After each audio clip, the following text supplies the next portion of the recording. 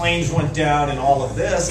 And next thing you know, it's coming down to how much food they ate and what they did to get the food, and little girls looking forward to going to the bomb shelter. In Japan, a little girl, said, well, we didn't mind being in the bomb shelter because we knew if there were 2 hours in the bomb shelter, then they'd give us 2 hours out of school the next day.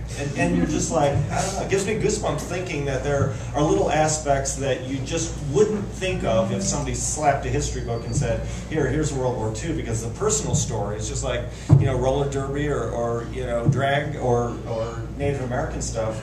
Once you talk to the people, then you become a custodian of their story, and their story is going to be funny and dramatic.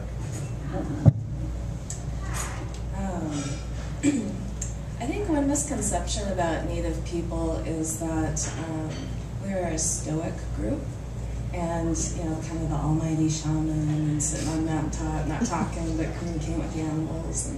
And one thing I'm really interested in, though, is that we are historically within our groups extremely funny. Some of the funniest moments I've had in my life are with Native peoples, and I think that's one of the pieces of being survivors, is using humor to get through really hard situations.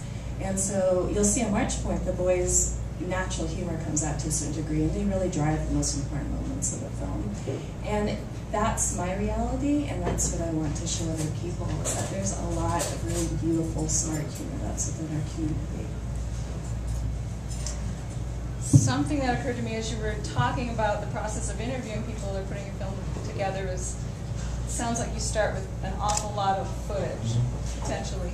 How do you make those choices about what to put in, what to leave out, and how can that change maybe the story that gets told?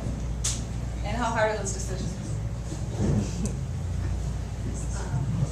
I think that Chip touched on this earlier, but I agree that having a new set of eyes and an outside editor is very helpful. So with Playing the Gray, we had almost 200 hours of footage that we followed them for a long time.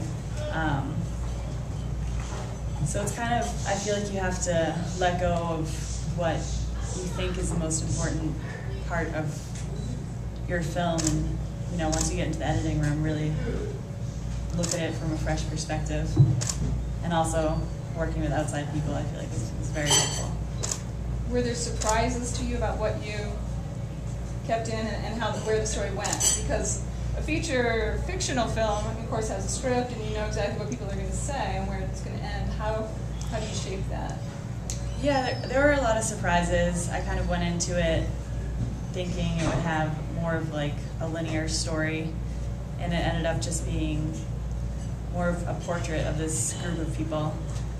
Much less performance than I thought, and more of the personal stuff.